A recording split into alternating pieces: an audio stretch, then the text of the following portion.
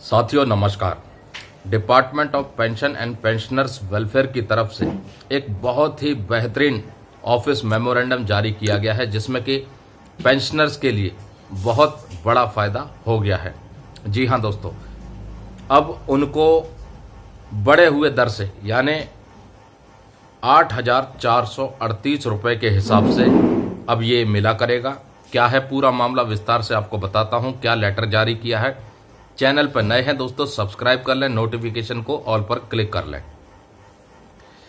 दोस्तों ये चिट्ठी जारी की है 3 अक्टूबर 2024 को, और इस चिट्ठी के अंतर्गत डियरनेस अलाउंस जो कि 50% हो गया, और उसके बाद क्लैरिफिकेशन आ गई है कि 25% की दर से ये अलाउंस बढ़ा दिया जाए, और जो पहले भुगतान होता था 6,750 रुपये, उसमें अब ये 25% रिवीजन होने के बाद मिलेगा 8,438 रुपये।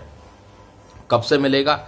विद इफेक्ट फ्रॉम 1 जनवरी 2024, यानी 1 जनवरी 2024 से 8,438 रुपये की दर से आपको ये अलाउंस मिलेगा, जिसमें कि जो पहले मिलता था 6,750 रुपये, उसमें 25% की बढ़ोतरी हो गई है, क्योंकि डियरनेस अलाउंस 50% की दर से मिलने लग गया है। जो बढ़ोतरी हुई थी 1 जनवरी 2024 से महंगाई भत्ते में, जो पहले 46% था, 4% की बढ़ोतरी हुई, फिर 50% हो गया, और उसके बाद ये 25% बढ़ गया है।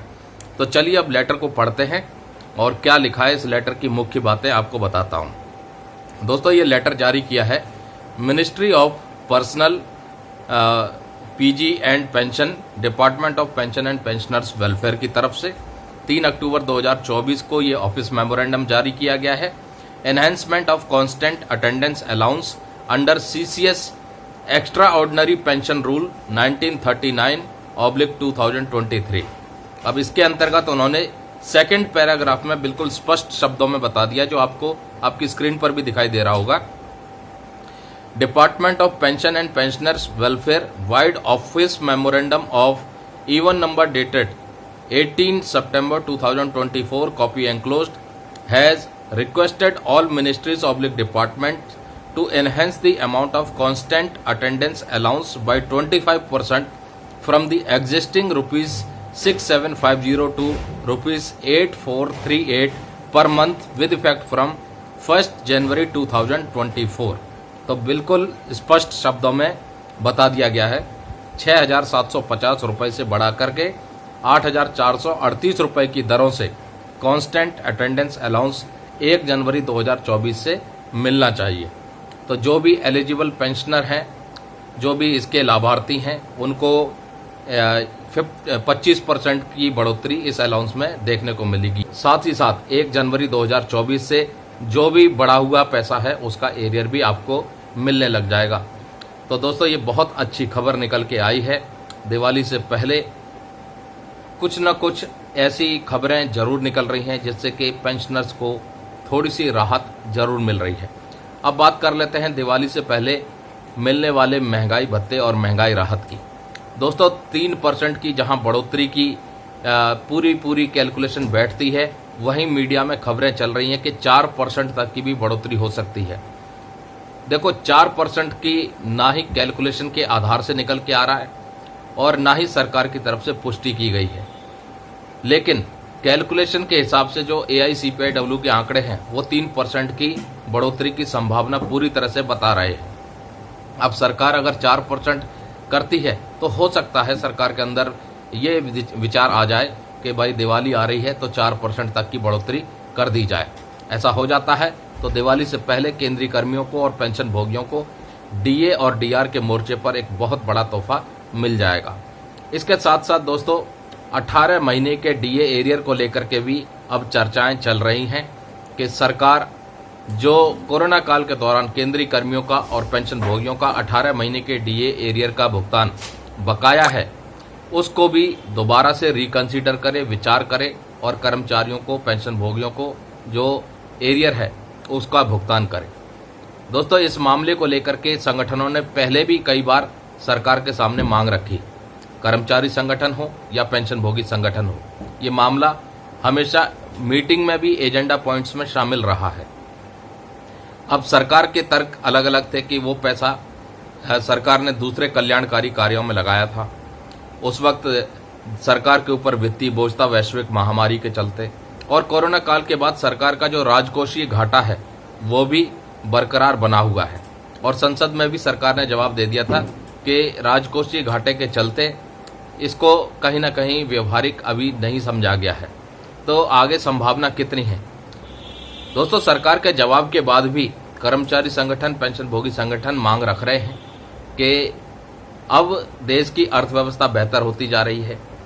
जो आरबीआई ने अभी लेटेस्ट मॉनेटरी पॉलिसी जारी की है उसमें भी उन्होंने जिक्र किया है, जीडीपी के अनुमान को बताया है, भारत की ग्रोथ रेट के बारे में भी जिक्र किया है, और साथ ही साथ जो भारत का विदेशी मुद्रा भंडार है उसमें भी रिकॉर्ड स्तर पर बढ़ोतरी देखने को मिली है। तो रिजर्व बैंक ऑफ इंडिया भी कहीं ना कहीं भारत की अर्थव्यवस्था पर बुलिश है, और सरकार भी दावे करती है कि देश की अर्थव्यवस्था कोरोना काल के बाद बहुत तेज गति से आगे बढ़ी है। और इन सभी मुख्य बिंदुओं को ध्यान में रखते हुए, और ये दूसरा दोस्तों, जीएसटी का कलेक्शन भी सरकार के पास जो है रिकॉर्ड स्तर पर हो रहा है। इन सभी बातों को मद्देनजर रखते हुए सरकार को अब ये विचार करना चाहिए कि केंद्रीय कर्मियों का और पेंशन भोगियों का जो 18 महीने का महंगाई भत्ता और महंगाई राहत का एरियर बकाया है उसका भुगतान करें। और संगठनों को भी सरकार के ऊपर दबाव डालना चाहिए कि दिवाली का त्यौहार आ रहा है और दिवाली से पहले 18 महीने डीए एरियर को लेकर के भी सरकार कुछ पॉजिटिव स्टैंड ले। अगर एक साथ पूरा भुगतान करने में सरकार अभी सक्षम नहीं है तो सरकार इसको अलग अलग किस्तों में भी भुगतान कर सकती है। इस विषय के ऊपर संगठनों को, चाहे वो कर्मचारी संगठन हो या पेंशनभोगी संगठन हो, अपने अपने सुझाव दे सकते हैं ताकि सरकार के अंदर भी एक रास्ता बन पाए। जो बकाया एरियर है डीए का, डीआर का, वो पेंशनरों के, कर्मचारियों के खाते में आ जाए। अब जैसे कि 1 जुलाई 2024 से जो महंगाई भत्ता और महंगाई राहत का रिवीजन होना है, जिसकी घोषणा केंद्र सरकार करेगी, और उसके बाद जो भी उसका पैसा बनेगा वो कर्मचारियों के, पेंशनरों के खाते में आ जाएगा, चाहे वो एरियर हो और चाहे वो सैलरी और पेंशन के साथ जुड़ करके आए।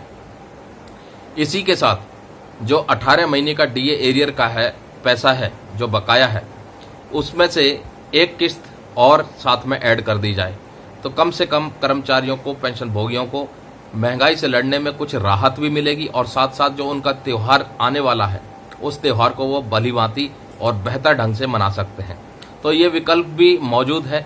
अब सरकार इस विकल्प के ऊपर कितना विचार करती है ये सरकार के ऊपर है, लेकिन जब सरकार ये दावे करती है कि देश की अर्थव्यवस्था मजबूत है, जीएसटी कलेक्शन रिकॉर्ड स्तर पर हो रहा है, विदेशी मुद्रा भंडार में कोई कमी नहीं है, दुनिया भर का जो है यूएस डॉलर जमा है सरकार के पास, फॉरेक्स रिजर्व बहुत है, तो बहुत कुछ देखने के बाद ये मांग जायज है कि कर्मचारियों का, पेंशन भोगियों का जो बकाया है 18 मंथ्स का डीए एरियर, उसकी कम से कम पूरा नहीं तो 1/3 किस्त इस डीए और डीआर के साथ जो अभी 1 जुलाई 2024 से बढ़ना है उसके साथ सरकार रिलीज करे। इस महत्वपूर्ण विषय के ऊपर दबाव डालना चाहिए, और कर्मचारियों का, पेंशन भोगियों का जो 7th पे कमीशन के रिकमेंडेशन के अनुसार जो खुद सरकार ने अप्रूव किया था उसके तहत डीए डीआर उनका हक है और उनको भुगतान करना चाहिए। तो दोस्तों, आपको ये जानकारी कैसी लगी और आप इस बात से कहां तक सहमत हैं कमेंट करके बताइए, और क्या लगता है सरकार जो बकाया डीए एरियर का पैसा है उसको भुगतान करने के लिए राजी हो पाएगी या नहीं।